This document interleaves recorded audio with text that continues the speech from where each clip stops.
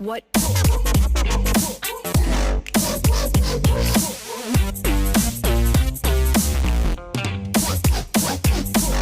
What?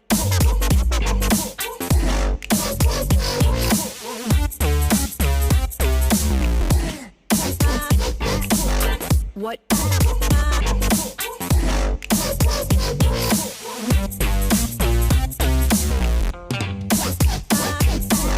What?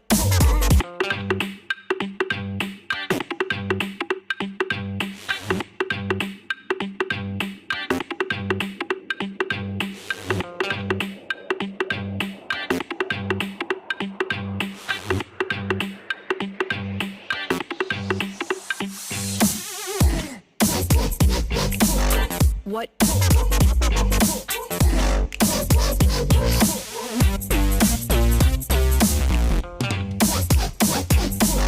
What?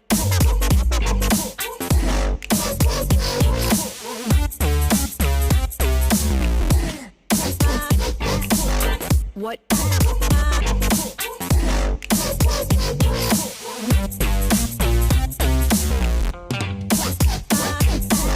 What?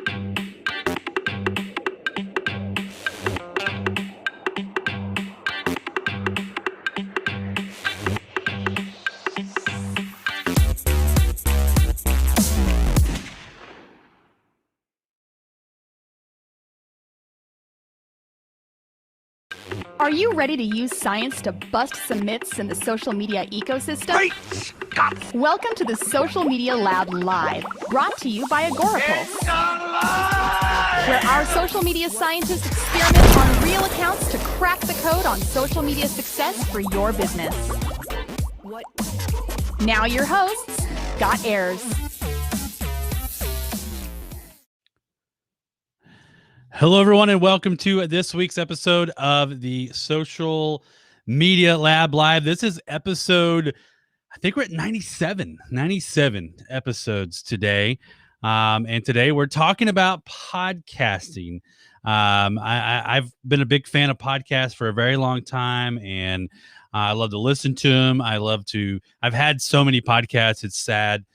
Some of them died quickly. Some of them have lasted a long time. Now I have two that I'm currently running. But I think a lot of us, even myself, we struggled figuring out how to grow our podcast, how to, get more listeners and get the right listeners who want to consume your product, and listen to your show. And I'm hoping today that we can kind of bust some of those myths and talk about the science of growing a podcast with my friend Ryan Diaz from podcast Domination. We'll have him on here in just a few minutes. But if you are watching, I am curious, do you have a podcast? Are you podcasting now? I'd love for you to tell me where you podcast, what the name of your podcast is, and I can go check it out later after the show. So let me know in the comments whether you're watching on the replay or you're watching live. What's the name of your podcast? Feel free to post a link to it We don't consider that spam, and we're asking you to do it. So make sure you do that. I would love to find out what your podcast is all about. I do want to mention a few things housekeeping wise before we get going. I put it in the comments. If you want to see everything we're doing at the lab, run over to agorapulselab.com and you can see all the experiments that we're doing in the lab and everything we talk about related to social media marketing. I'm working on a really fun experiment right now based on countdown timers. Like you just saw, if you happen to get on early, and the replay, typically I'll strip those out. But we got an early play, a little timer to get started, and there's some reasons behind that. And so I'm working on some data, though, looking at 70 different live video shows across 7 different channels to kind of tell you why or why not you should do a countdown timer. So hopefully that'll be published here soon if you go over to that. One other thing I do want to mention is I do all of my live streaming with a product called Restream. If you haven't tried out Restream yet, you need to get started with it. Restream can do so much stuff. And then speaking of podcasts, what I do right now is I actually take the audio from my live interview shows, and I can do it multiple ways. I can just download the video and then, just use the audio from that if I wanted to. But I actually get an audio snippet at the end, or not a snippet. I get an individual recording of each person that's on the live show. So like I'll have myself here, I'll have my individual audio file just for me, and then I'll have an individual audio file for our guest. And then I can make sure those levels are good when I go back in later and make the podcast. So if you're an audio geek and you want to make sure those things are good, Restream automatically records that for you and sends it over to you. So you can go to Restream at restreamlive.com, but I do want you to check this out real quick. 10 times more people every time you stream with Restream, a tool that helps you broadcast to over 30 platforms at once, right from your browser. Yeah, that's right. No downloads required. Tell him, Neil. If you look at most social media platforms, so their whole thing right now is if you go live, they're trying to spread it not to just your network, but your network's network and whoever else is willing to watch. And that's a lot of viewers. So make sure your stream looks sharp with Restream Studio. Add your logo, overlays, and caption, and use videos to feature ads or launch timers. Use Restream Chat to display messages from all of your streams in one feed. Invite up to 10 guests to host a panel and spark a discussion. Oh, and don't forget to use captions to drive traffic to your website. During the broadcast, you can invite people from the chat to join you for a Q&A session. Just send them a direct link or highlight their messages on the screen. Your opportunities are endless with Restream, just like your streaming time. On top of that, you can use Restream Analytics to track audience involvement across all platforms. Over 3 million streamers, marketers, and entrepreneurs already broadcast with Restream. Join now. Restream.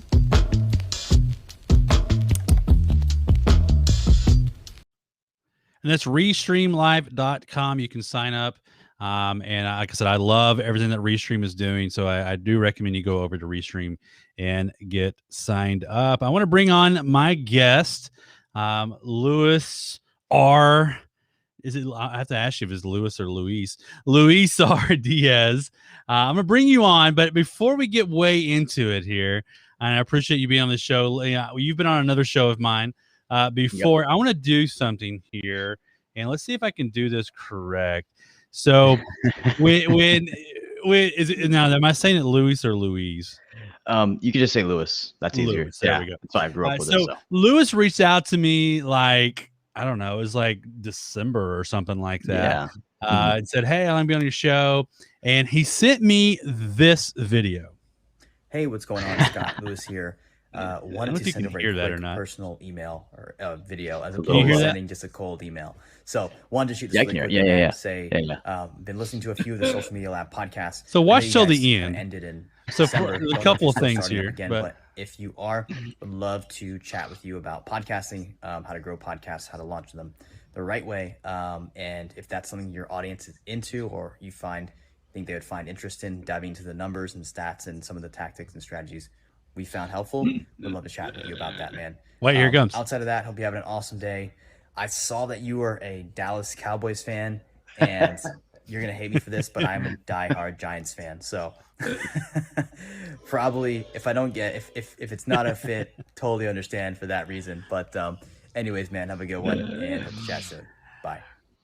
All right. So a couple of things there is, for one, like, you did a fantastic, most people, and you've been here too. And if you have a podcast or a live show, you get hit with people all the time wanting to talk to you.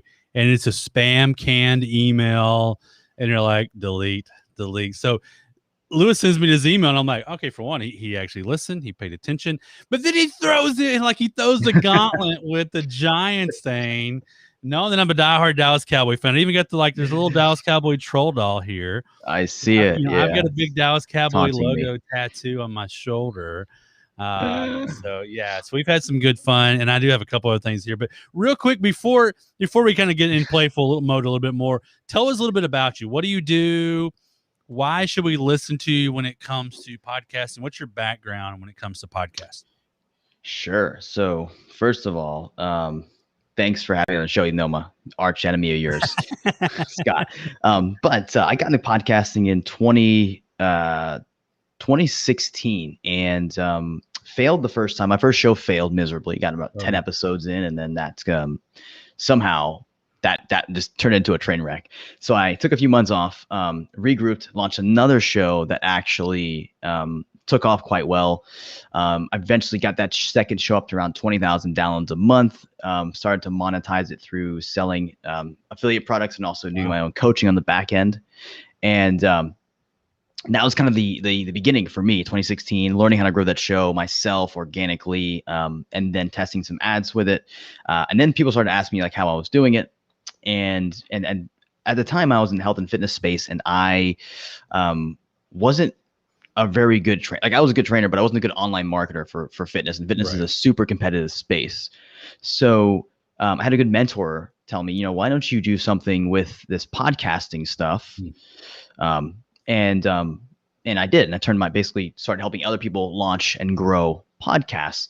And that's from 2017. That was 2017. Ever since then, we've launched over 70 podcasts, done about 7 million downloads for clients. So I've been doing a lot of stuff around podcasting ever since 2017. We've had clients hit the top 10, hit a lot of top charts and whatnot. So understanding how that whole thing works, and everything podcasting, from launching, growing, monetizing, finding great guests, getting getting clients with your podcast. That's kind of been my world since 2017, 2016, man. So that's cool. The short story. That's a short story. Now I see something. It says Facebook user. I don't have your name. I have a feeling it's either Chris Stone or Jim Fuse. Or I don't know, because Jim Fuse is a football guy. I don't think you say Fly Eagles Fly. It could be Tim Stone. If you commented there, you'll see in the description of where the video is to give Restream permission again to show your name. So feel free to do that and click on that. That expires every 30 days or so. So it's just a deal. But I want to go back to the Giants thing real quick. So if you know, I wasn't done with that video.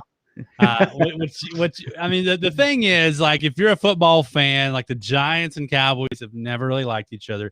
I've only been to 2 Cowboys games my entire life. One of them was against the Redskins on Thanksgiving in like 1996, and we lost, which sucked.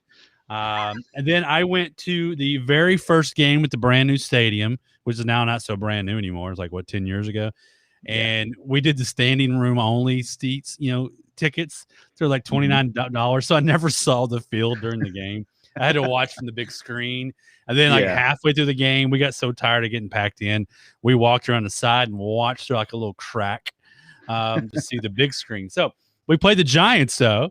And Cowboys are winning the entire game. And Eli brings them back at the very end, and they lost. And so my only 2 games I've been to, the Cowboys have lost.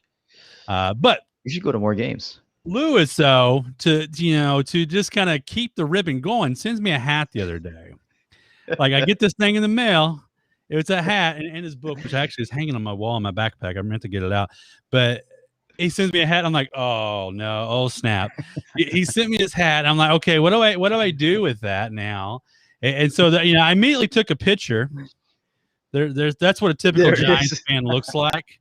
In my opinion. There's what a Giants fan looks Oh, like. man. And then, I did take it outside and I did a little something Hey, with Louis, it. got the hat you sent me. Trying to get a spot for it. No wonder it's so flat. I was like, what's going on with this shipping these Looks days? about right. Good New Yorker. But That's how we do. Yeah, you know. so I did kind of give it the fair treatment that any good Cowboys fan would give it, and gave it a little ride under the other wheels of my Suburban. Understandable. But yeah, a friendly rivalry, for sure. Even though I hope you lose tremendously. Who's the quarterback this year? What's his name? Daniel Jones. Yeah, you're ahead of me on that. I haven't checked in yet. I usually start around the 5th week. We're usually 1-4 at that time, or we're 5-0, and then it all just goes to the wayside. Oh, Just yeah, goes up in flames. Exactly. I tune in around then.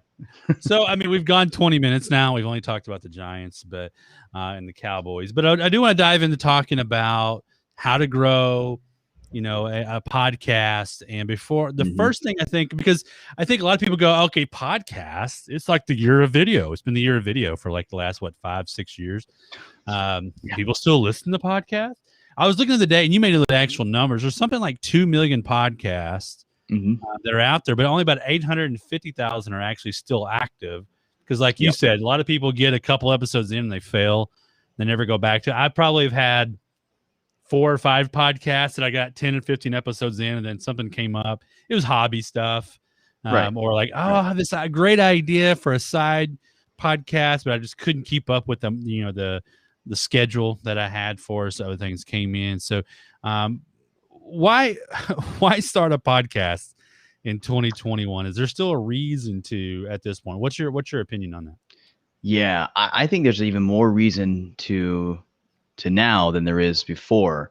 So first of all, like you said, that statistic there, 2 million plus, 2 million, 2.2, 2.3 million podcasts out there, only about 850,000 live. If you look at the number of YouTube channels and blogs that you're competing against, it's like probably, I think it's like 25 or 30 million YouTube channels. Don't know how many are active. And then obviously there's like 500 million blogs. So for rough numbers, like your odds are much, much better. That's the first thing. Second thing, if you look at now with iOS 14's updates on how you can track people with your ads. If you look at how, I think I read a statistic the other day that Google changes their algorithm like 500 or 100 times per year. If you look at all the algorithm changes on Instagram, social media, like Facebook, all these different places, it's really hard to keep an audience, be able to reach them at will, and be able to say or share what you want to share without getting banned or potentially get your account hacked or be censored in a way. So I like, for me, podcasting makes sense now more than ever because you control the traffic, you control the avenue. If they cut one head off, say if you somehow get kicked off of Spotify, people can still find you on Google Podcasts or Apple or everywhere else, right? So the ability to own your traffic, even email lists. You look at email deliverability. I think there's an article yesterday that Safari or Apple is making new changes, iOS 15, that's going to actually reduce the ability. You can now put like a fake email or put like an alias so that people tracking the email cannot actually, they can't really see it, or they can't really see your email or see what you did with that email. They can't see if you clicked. They can't see if you read through or how long you stayed on the email. So they're making it harder for marketers and business owners who want to study their traffic or want to be able to reach their audience. They're making it harder and harder. And podcasting seems to be one of the few channels left that allows you to reach your audience consistently without having to worry about all of these other things. It may change in the future. Who knows, right? But for me, for right now, that's the case for having a podcast, is the ability to control it all. Yeah, I think there's still, I hear this from a lot of people here in the podcasting industry, and I follow a lot. I'm in tons of groups. I think you and I may be in a few, where people are talking about podcasts. It's still relatively new for a lot of people, especially as apps, and I'm an Android guy, and Android's gotten better and better. Now we have Google Podcasts, and we have other things to listen to podcasts. Apple users, you've got Apple Podcasts built in, and that's where most of the listens come from, is Apple. For my podcast anyway, it's almost always Apple. Same. But I think more and more people are coming around to it, especially when they're on the go, and we're getting back. COVID was weird, and I don't know if you have any numbers to share, but like COVID 2020, I know for me anyway, the podcast that I know, the people I'm connected to, they saw about a 25% drop in downloads. Because people are at home, they're not at the gym, they're not on the bus, they're like we were talking before the show. I haven't flown on a plane since March of 2020. That's my podcast listening time. I listen to podcasts on planes. So I mean, what did you see in 2020 that maybe have impacted things a little bit? Yeah. So the beauty of we work with like now around 15 to 20 different clients. We're in their podcast accounts. So we see a lot of data more than probably the average podcaster. So we saw a 10 to 20% dip in all shows across the board. But then they kind of started to pick back up around June, July, August, and it kind of went back to normal. It wasn't perfectly back to normal, but you saw that huge dip around April and May, and then it started to slowly grow back. But it was weird there for a minute. Yeah. Definitely affected us. Yeah, I think people panicked at first. We're like, oh no, our downloads are dropping. Where'd they come back? And there's some areas, of course, like, I tend to be like either I'm a travel podcast listener or the gym. The gym's just a great place to do it. And a lot of places, gyms weren't open for a long, long time. And now getting back, I use Breaker to listen to most of my podcasts. But I tend to love, I don't know why, I just kind of like it. But I was like, oh, I'm so far behind on so many marketing podcasts that I got to consume all of them. But I think the point there I wanted to make for everybody who's watching or watching the replay or watching live or even listening to what this will be as a podcast later, is there still room for you?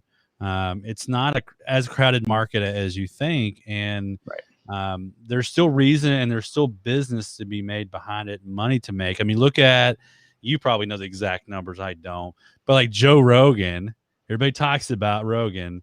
He got his podcast got bought by Spotify for what, like 55 million or something, or was it more? I think it was 9 figures. I want to say it was like $100+ million. And then he had some back end revenue because they were going to help him grow and whatnot. Like they've got all the infrastructure. So he had a pretty sweet deal. Yeah. I mean, I think today, Scott, it's like, you don't want to be Rogan in today's world. Like because it's really hard to do.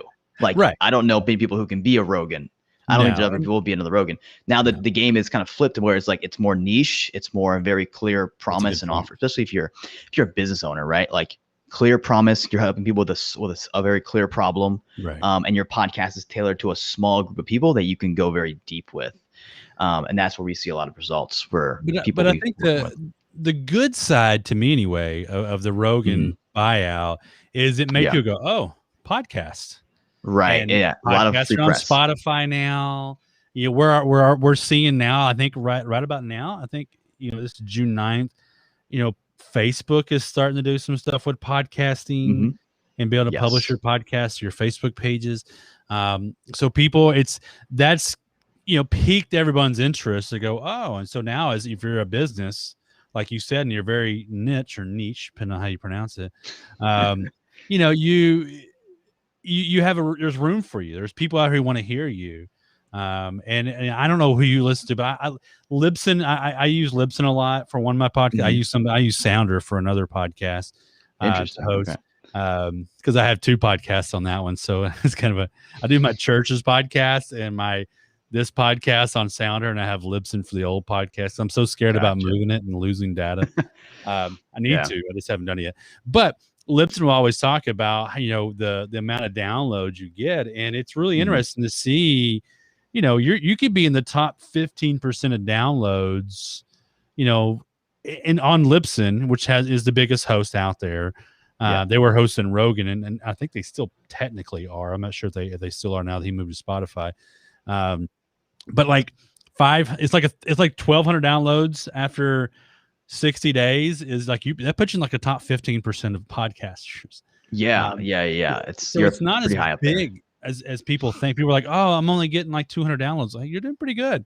If you're getting 200 downloads, that's not bad per episode. And so there's a lot out there is what I really want to get across here. to everyone who's listening, because I think there's places to do it. There's ways to do it. You don't have to be perfect. You don't always have to have Absolutely everything not. buttoned up. I think sometimes there's different, and that's the thing too, is like there's different types of podcasts. You know, you and I probably are more listening to business type podcasts and marketing type stuff. Yeah. You know, like Eric Sue and Neil Patel's podcast. I consume the crud out of their podcast because it's quick, it's easy. You know, I'm done. But there's stories like I listen to our local radio station, and it's iHeartRadio, which has podcasts, and they're always talking about these crazy fictional podcasts that people go and listen to. Right. That's a whole other genre. Yeah, it's a whole different genre, but there's people there for that. So your podcast can be about anything, really, and it's just about finding that niche. And we'll kind of hop into maybe how do you grow something, like that. Yeah, go ahead. That's a good point. It's a good point. Do you have any questions here? We have some questions here, but I'm sure Scott, you probably got a segment for that, so I won't cut in. No, I'll hop in now. I see Jason Webster hopping in. Let's see what you asked here, Jason. Appreciate you. And Jason, have you started your live show yet? I was supposed to email you and ask you that, and I hope you have. If you were to start out, where would you recommend starting as search sources like Spotify, Apple, etc.? How would you answer that? I want to clarify. Recommend like search as a source. Do you mean like sourcing different content, or like kind of like researching different stuff? If you were to start out, where would you recommend? I'm someone listening to podcasts. Man, I think he's probably because the thing right before is I missed my podcast. You know, ideal times to listen to. So probably like where do most people find podcasts? Yeah, so I'll tell you from a listener perspective and from a host perspective, the holy grail of podcast discovery is word of mouth. Like people hear it from word of mouth. Now there are ways you can go about it. Like there's different ads like Overcast or Podcast Addict. They have places where you can advertise and you can get in front of lots of people like that. But the best way to find podcasts is word of mouth. So I usually go on Facebook and I'll say, like, what are your top 5 favorite marketing podcasts? Or you can just Google like blogs, and there's like tons of blogs that are great for discovery that give you recommendations on like the top 5, whatever.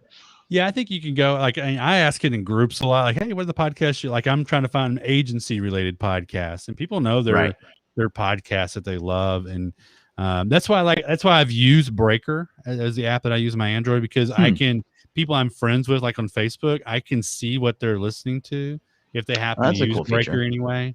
So it's not a lot of using it, but the few that have been on there, I'm like, oh, cool. Well, he's listening to that. I'm gonna go check it out. So yeah, I think that word of mouth thing definitely comes into play. Now, I'm wanting to start a podcast. If I just want to get started, what do I need to get started on a podcast right now? That's a great question. So because the normal inclination for people is to go out there and spend $300,000, $400,000, $500,000 on equipment, and you really, really don't need that. I'm a relatively simple guy, so I'm going to give you the very simple, basic setup that we tell all of our students and clients to use, and that is this mic, which is an ATR 2100. Now, the one you'll find on Amazon is called an ATR 2100X. And it's just the upgraded version of this. It's better. It's a little bit more expensive, but it's worth it. It's about $100, I think. This mic, I recommend getting it. And my advice is to get a cheap mic for right now. The audio quality will sound great as long as your background is relatively quiet. And then once you've been consistent, or you feel like, after 6 months or 12 months, you're ready to up the level, then maybe get like, you can get, what's the one I'm thinking of? The next roundup, I'll give you guys that one too. It's the Shure SM7B, which is like a really professional mic. Like if you're serious about podcasting, you've been doing it for a year or so, and you're like, okay, I want to upgrade my mic, check out the Shure SM7B. But I wouldn't recommend going there straight there, because that's a whole other level of complexity. So the mic, this one, ATR 2100X. The other pieces of equipment is this boom arm, which is about $13 to $15 on Amazon. It's called a Newer. It's like newer, the word newer, but with 2 E's. Suspension boom arm.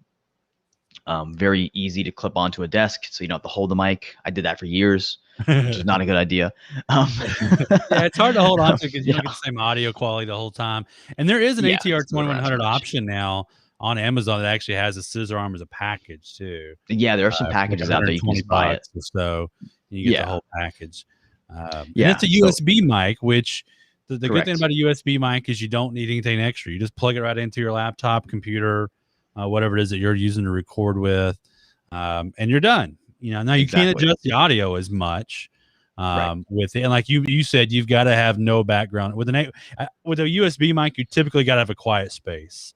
Yeah. It's not as bad as the SMB. Yeah, like just for example, before we started the show, we started a little bit late because for some reason my headphones, I don't know, I must have broke the cord or something. I could not hear Lewis on my headphones. So I hate doing that because then I'm just coming through my MacBook now, but I know the high LPR 40 that I use doesn't tend to pick up a lot of background noise. I've got to be right here on top of it, which is why it's in my face. But it is a good job. Like you should not be hearing Lewis's audio coming through my mic because it's just the way this microphone works. But that requires a mixer and a whole lot of other stuff, and it's a little more expensive. Exactly. But again, typically most people aren't going to start out with this unless your company's paying for it, which is why I have one. There it is. There you go. But like I said, the ATR 2100, everybody loves that ATR 2100. Yeah. The mistake I see a lot of people get, and this is I don't like to talk about equipment too much, but like this is a mistake I see a lot of people do is they'll get like the Blue Yeti or they'll get the Blue Yeti or the Snowball mic. And the issue with that mic, I've had both. The reason why I like the reason why I like this mic is because I can upgrade this. I can make this sound like a studio quality mic by adding a mixer and plugging it in through the XLR cable. So without even changing the mic, I can upgrade the sound quality if I want to in a year or so. With like a Snowball or a Blue Yeti, it's only got one plug-in and you can't do that. So sorry to nerd out, guys, but I wanted to make sure that point was people get stuck on that though. And the Yeti's a decent mic. You got to know what you're doing with the Yeti though. Correct. A friend of ours, Eddie Garrison, he loves his Yeti mic, but he's figured out how to use it because like your mic, your ATR 2100 and mine, I talk into it like this, down into it. Where the Yeti is more you talk through it, and people don't do that right. And I had a Yeti for a long time, and I hung it on an arm, and I was like, man, my sound sucks. And then someone finally told me you're supposed to talk through the thing, not at it. I'm like, you don't talk down into it. So it's a little different thing. But yeah, ATR. So I've got my microphone. What about hosting? What about how do I get it out there? What do you recommend in all those places right now?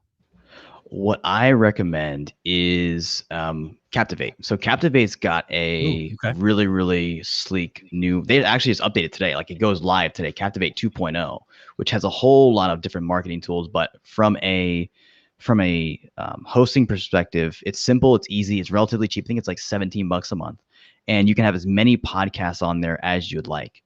So that's personally for me.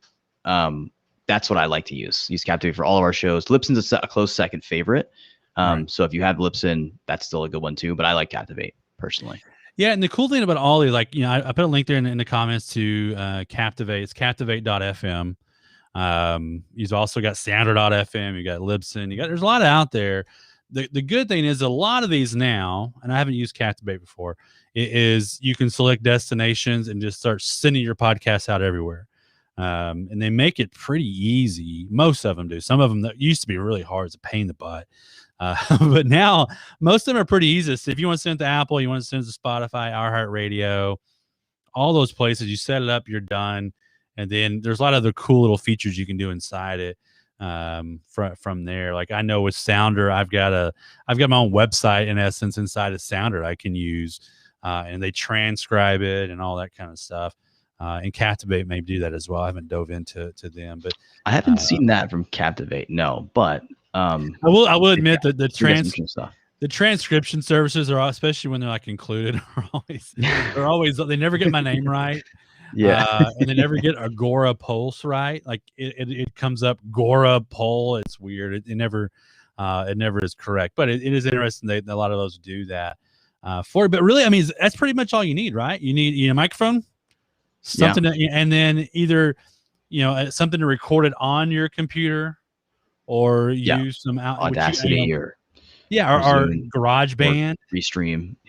Restream you can record inside here, which is in the cloud, or Zencaster used to be one. If you're interviewing people, Zencaster is one you can use. But if it's just you, like I do all my intros and stuff using on my MacBook using GarageBand, and then I I mix my podcast from there, and I'm done.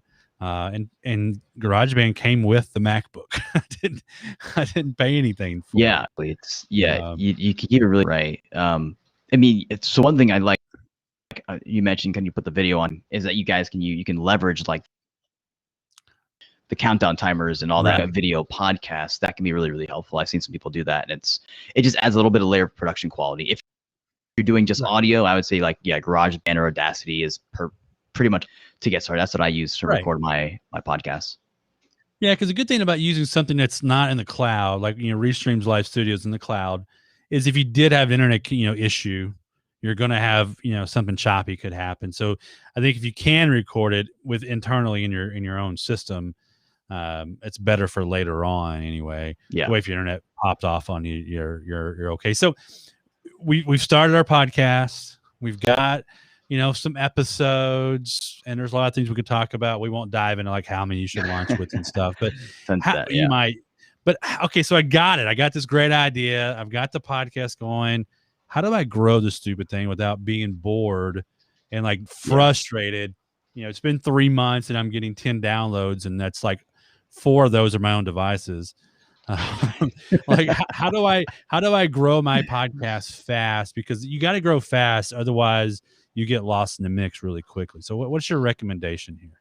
Yeah, there's 2 kind of broad categories of growing your podcast. You have your paid strategy or your paid strategies, and then you have your organic strategies. So I'll cover you mentioned going fast. So I'm going to cover some of the paid stuff first. And I jotted down some ideas here, some of the best ones I've seen to make sure we stay on track and we keep it really succinct.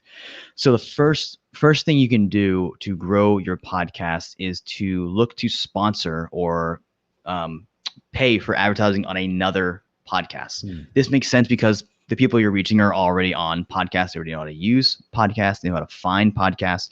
If you say, if I have an entrepreneurship podcast, I would go to another entrepreneur in my space and offer to pay them $200, $300, $400, $500 to get in front of their audience, maybe for 2 or 3 episodes, right? That spend, how much you're going to spend, is going to depend on how big the podcast is. But getting in front of other podcast listeners through another podcaster is the first way, I would say. Now you can spin that. You can totally do a cross promotion. Let's say the person has a similar size audience to you. You guys can cross promote, and you put a 30-second, introduction or commercial in your podcast for them, and then they do the same for you. So that's the first way. The second way, same thing. We'll stick on this little sponsorship kind of idea here, is that you can sponsor an email list. If you have an entrepreneurship or a marketing or maybe a foodie podcast, you can find another foodie website that has an email list that you can market on, or you can buy an email drop, or you can sponsor their email list for a week where you get 2 sends to their list talking about your podcast. Or you can interview that person and see if they would be open to promoting it to their audience. That's the normal way, but a lot of times just in reality, it doesn't work out like that.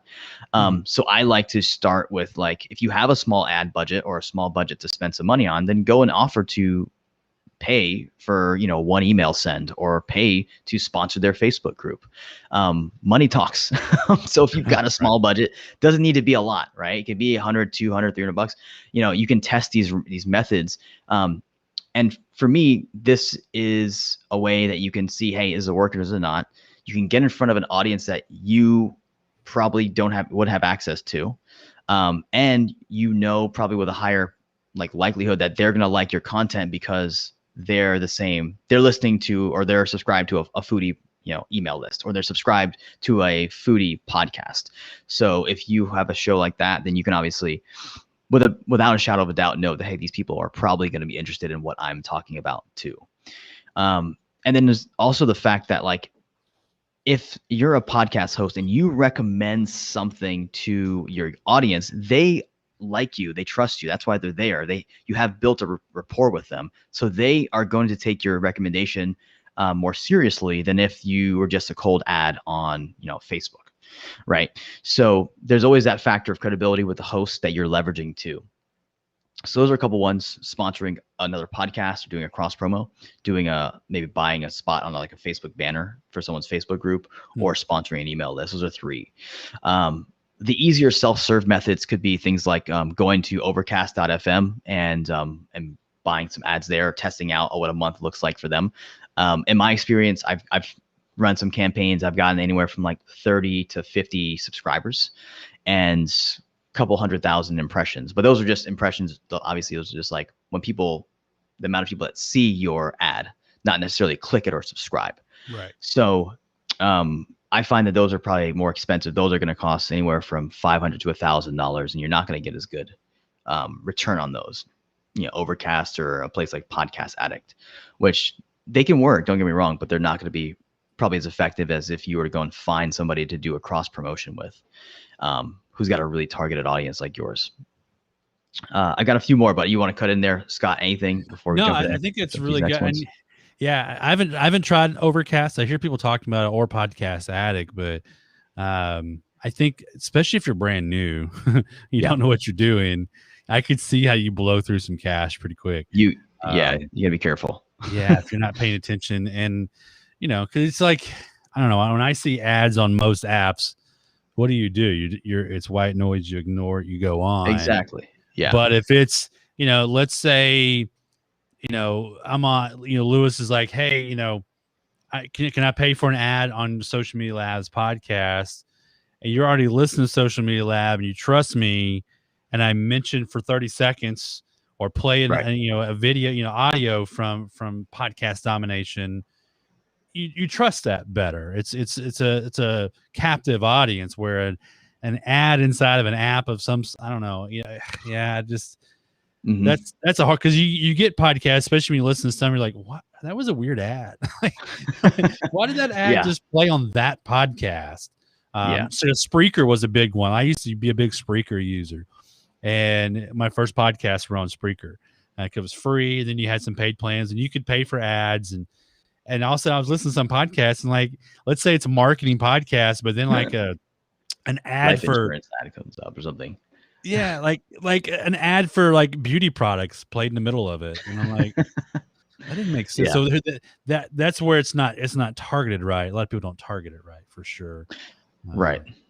Now, how do you recommend like going after and finding those? Is it, do you use something like Podchaser or other apps that are out there? Like, I use Matchmaker and a few others to try to find people, but where do you find those places, and then how do you negotiate that? Yeah, there's a couple of places. One that comes to mind off the top of my head is Podcorn, because Podcorn's a platform where it's supposed to be where brands and podcasters meet, right? Obviously, brands want to buy ad spots on podcasts want to sell their podcast inventory. However, there's podcasters also offering to buy an ad on your podcast. So you can actually find these people who are willing to promote if they're fit, like on Podcorn, who you could potentially buy an ad spot on their show, or vice versa, whatever you're wanting to do. Another one you mentioned was Podchaser. That's another place you could go. They have a lot of communities that you could actually DM. I believe you could actually message them or find the contact information for a podcaster. And then the other one that comes to mind is listennotes.com, which I love Listen Notes because you can actually buy a list from their database. So if I wanted to buy all of the marketing podcasts that have produced one episode in the last month, I can actually do that. And I can sort through country. I can sort by, what else? A couple other like keyword things like that. Buy a list of about 300 podcasts that I know might do a cross promo. Like, I like those three for finding this. If you're going to go deep on the strategy, it's a time consuming strategy. Like, it's something that you got to find someone to just look at those websites real quick. I'm like, oh, that's a lot. But I mean, if you got time to do it, I guess that's great. But that's why you have services that you could pay probably to help you do this more efficiently. Exactly.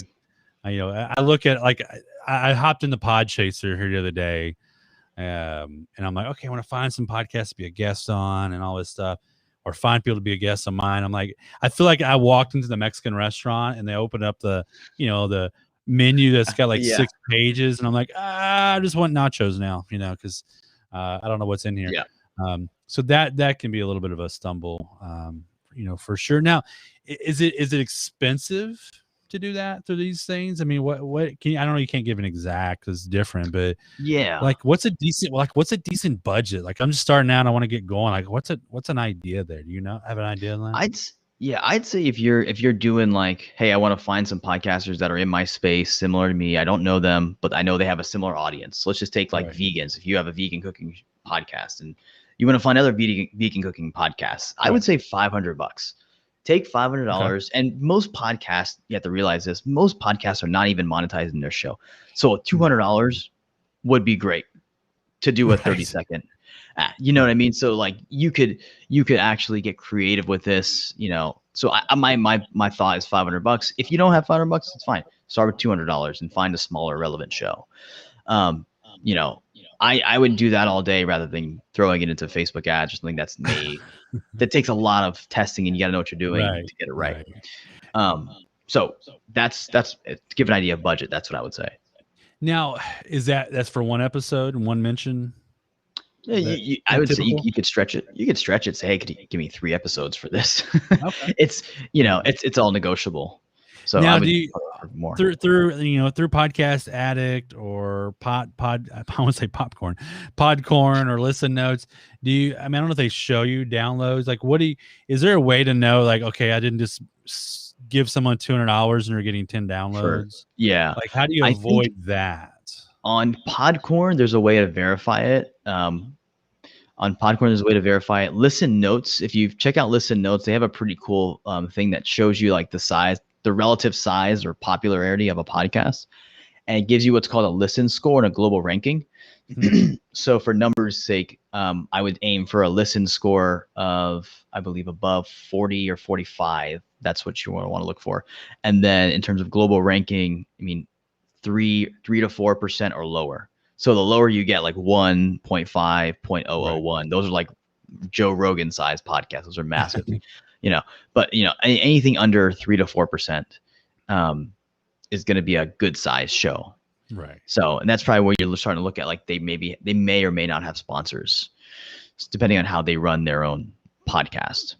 Sometimes people just don't want to take on sponsors. Yeah. I mean, 'cause I guess they got to figure it out. Some people are just in it for fun. I think you want to listen to, like you said, that lore and how many episodes do they have? Are they being consistent on publishing? Yeah, exactly. If they haven't published in 6 months, then don't offer. They'll take your money. Yeah. But don't offer it. I think that would be key there. So any other tips on growing fast that we can apply pretty quickly and anybody can apply? Yeah. So we'll go over some free ones here. And for me, like organic podcasting, organic marketing from a podcast goes into like, really talks about how can I integrate this podcast into everything that I'm doing? So into my email list, do I make a spot for it on my weekly email newsletter? Do I put it at the banner of my website, like a little floating listen to the next episode banner? One of the things I like about Captivate is that they have a link or a code you can drop into your website, and it'll automatically update with the most recent episode. So you drop that on your homepage, it'll automatically update every time you upload a new episode. You can just have some copy that says, check out the latest episode of our podcast here. So talking about integration, we said email lists or email marketing, having it in your email weekly newsletter, or having a new email go out every week, bringing it onto your website, having it on the homepage, having it on the banner of your homepage somewhere at the bottom of the footer. A couple other places you want to look to kind of integrate it are on your social media bios. So Facebook bio, Instagram bio. I believe TikTok has it, or Clubhouse also has a place to put your bio, put like links to in your bio. So adding your podcast link to those places are some bases you want to cover. And then last, you can do things like adding it to your banner. So like your YouTube banner, for example, your YouTube banner could have a spot for your podcast. It's like you pointing up that says like, listen to my podcast. Or same thing with LinkedIn. You can have it on your LinkedIn banner and also on your LinkedIn bio. If you want to be a guest on my podcast, go here and promote it that way. So that's when I think of like organically, when you start your podcast, there's a lot of things you can do to integrate it everywhere so that it's a living part of your brand. So that's kind of an overview. Yeah. That in terms of organically, how do we grow the podcast from day one? Yeah, I think people forget about those little bitty places like that. Like the YouTube banner. Yeah. Oh yeah, it's great, especially if you've got a short, easy URL that maybe forwards them over to wherever you got your podcast at. Yeah. I'm even thinking about like I'm actually I multicast these live shows, a lot of different places. Yeah, I'm on Amazon Live right now, by That's the way. awesome. And there's like 20 or 30 people watching. But on Amazon Live, the cool thing you can do on there, if you're an Amazon live creator, you can actually you can put your podcast in as a product on your shopping list. And so what I do on my channel, it's the first thing you see is my podcast. That way, if people happen to go to the channel, because I go, hey, go to Social Media Lab. I actually live stream. This one's livestreamlabs.live for the Amazon one, but they go and see it. Boom, there it is. It's right there. So there's a lot of little ways that you can organically just people might happen to find it. You never know. Yeah, and you just never, you definitely never know. What other, before we're getting close to the top of the hour here, so I want to ask you like one more question here. What are some of the biggest mistakes that people tend to make when they're starting a podcast and they're getting rolling? Like what's those biggest mistakes that you see people doing? I think for me, it comes down, there's 4 big mistakes that I see people doing, or just like they may get 1 or 2 of these right, but then they get the other 2 wrong. And it's like, it just goes to the wayside. And I've definitely made these mistakes in the past. So I'm not trying to sit on my high horse here. First thing is not having any key performance indicators or KPIs. Okay. So if we don't know at the end of 6 months, hey, we want to, what are we more moving towards? Whether it's number of episodes produced, whether it's, I want to interview these 5 people in my industry. I want to get this many downloads. I want to, I want to answer all of these questions that my audience has. I have a list of FAQs and I want to answer and turn it into more of like a catalog that I can evergreen catalog. Right. Whatever the KPI is, or like your North Star for 6 months. I see a lot of people not having that. And then they make a podcast and then like 3 or 4 months in, they're like, why am I still doing this? I haven't made any sales. I haven't done this. So for me, you've got to have key performance indicators, KPIs. It could be downloads. It could be number of episodes created at the end of X amount of months, or it could be, I want to make, I want to like interview guests that could potentially become clients and have at least made 1 sale by 6 months. So KPIs, that's the first big one. Second one is not talking about something they find interesting. So if you don't find the content interesting, chances are no one else is going to find it interesting when you talk about it. So talk about something you actually like and you're actually enthused about and curious about, because that natural curiosity will really start to help your content improve. It's really hard to make good content around stuff you hate. I couldn't make good content around cooking because I don't care. Or the Dallas Cowboys. You couldn't do Dallas Cowboys. I couldn't do Dallas Cowboys either. Yeah, because I don't care much for the team. I could rip on them all day, but I couldn't really say anything good about them. So that's the second thing, is like, if you don't talk about something you don't like or aren't curious about, it's hard. Like I could do, Scott, it's funny, about it's a new fun fact. I could do a podcast around dictators, famous dictators throughout history, because I love studying history and studying how these crazy people came to power. So for me, that's something I think is interesting. Third thing, so we've got no KPIs, not talking about something they think is interesting. And then the third thing is not having a focus for the show. So, this show is strictly pretty much about social media, I would say. Right. If I'm on the right show here. Sometimes there's podcasts that span across like 7 different things, like health, spirituality, relationships, mental performance. And it's like, it's just too much, for one guest to come in. Like, yeah, maybe you like one episode, but you're probably not going to stick around for the livelihood of the whole podcast, because you're not really invested in the show. Like I like Tim Ferriss, but I listen to one episode per 6 months because I find that he kind of jumps around a lot, and he's made a fortune with that. But like, I don't think this is like, many people can do this unless you're already a celebrity. If you're already a celebrity, then this you kind of go, you're an anomaly and kind of go fly in the face of this advice. But if you're a business owner or a marketer, you've got to have a focus for the show.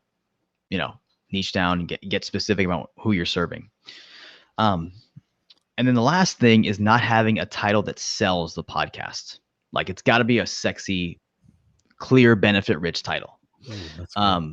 And for me, I've seen podcasts that are great go to the wayside because of that. Because if you read the title, I should be able to understand what it is and what I'm getting within a couple of seconds. If I have to figure out, try and like make an educated guess, or it's not going to work out. Yeah, I think a lot of people try to get cutesy. It's yeah. It's they have this idea and they love it, but then no one else. I think you got to describe it pretty easy for people to find it. And how are people searching? What are words people are searching? What are the keywords? Yeah, and then now the other thing too, I'm curious of your thought here is what about the podcast artwork? Huge. I mean, I kind of know what my thought is in biggest fails, but what are like the do's and don'ts of the podcast artwork? Maybe a couple of ideas there. You caught me at a good time, Scott, because we're just revamping some of the slides for one of our workshops we're doing soon. So this is fresh in my mind. Couple big things. Number one, if you look at a lot of the business, if you're in the business space, I'll talk to those guys first. A lot of the podcasts in the business space have some hue of blue in them, some kind of form of blue and black, or whites. So Hooligan Reflective, that's an interesting name. So the colors, first off, I look at the colors. I found from testing this, a lot with clients is that reds, yellows, and oranges and bright greens work really well in terms of catching people's attention and stopping the scroll. Hence the orange. Yeah. Bam. I'm going to stop. I stopped when saw your podcast and see that. Yeah. There's a reason why it's highlighter yellow. Right. So yeah, reds, yellows, oranges, and bright greens work well for stopping the scroll, getting eye attention, fast colors, essentially. The second thing I'd say, it's a really important, is keeping your title on the title of your podcast, you don't have to have your title on your podcast. It's also another thing. Like my podcast can be podcast. Yeah, exactly. You don't cram it. So keep it to 3 to 5 words.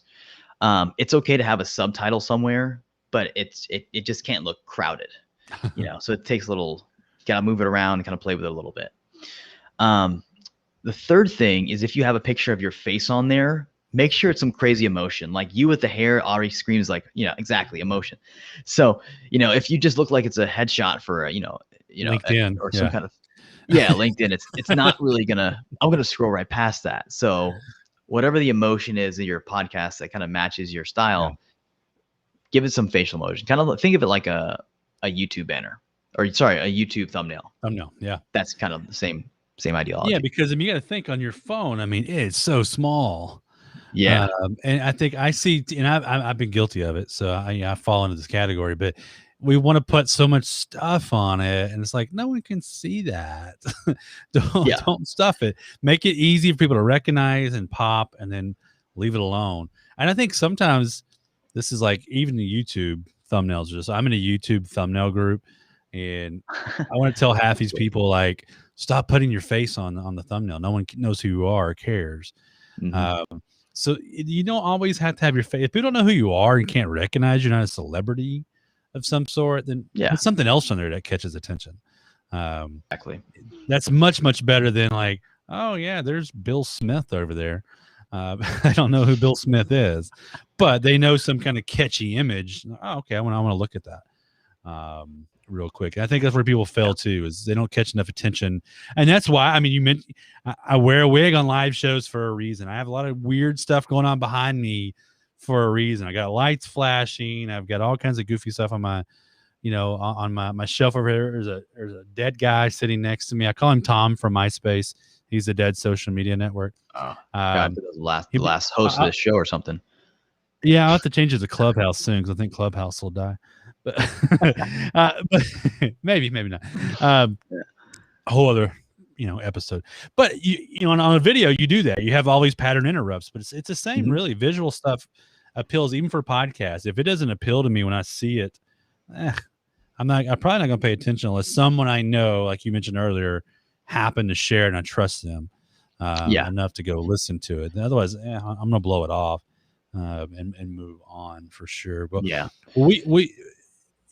were going to say something else there real quick. I almost cut you off. Oh no, the last thing I was gonna say is like the artwork should sell the dream or sell the promise that you're promising your listeners.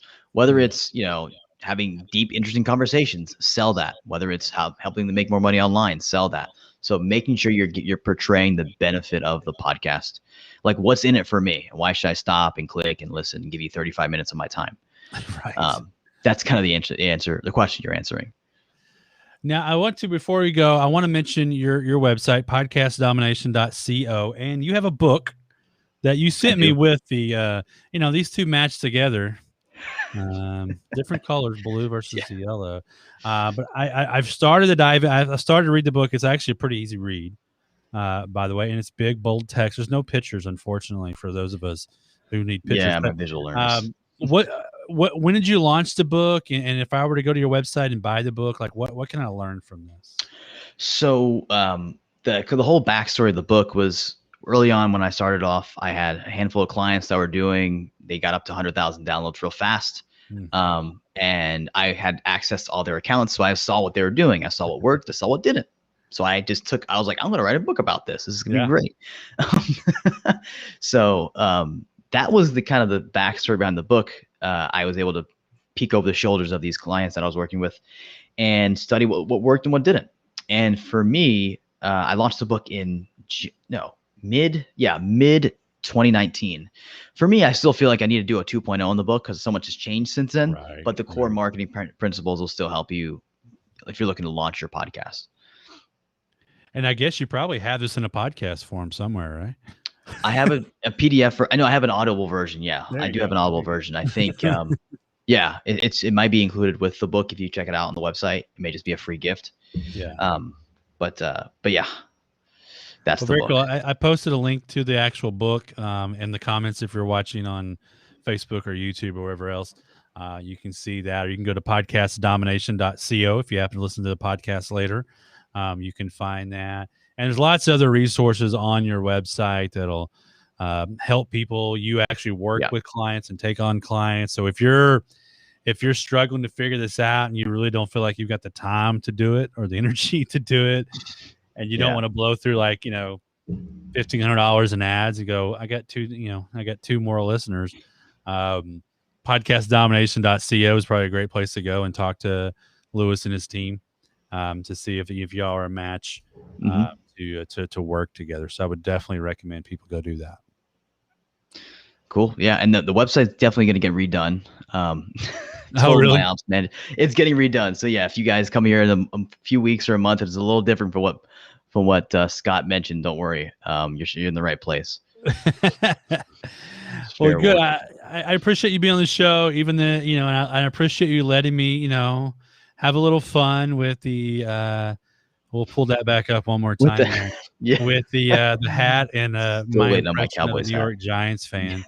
I had fun with that. That came in. I was like, oh, I got to take a picture real quick. And I tried to figure out how to do it on the show. Then I had to take the wig off, and I couldn't figure out a way to like get it to stay up here.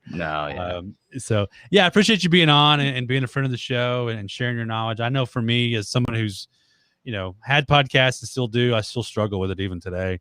To get it done right and finding guests and being guests and all that it's a full-time job. I know like a big part of me right now, I spend most of my time trying to find shows to be guest on.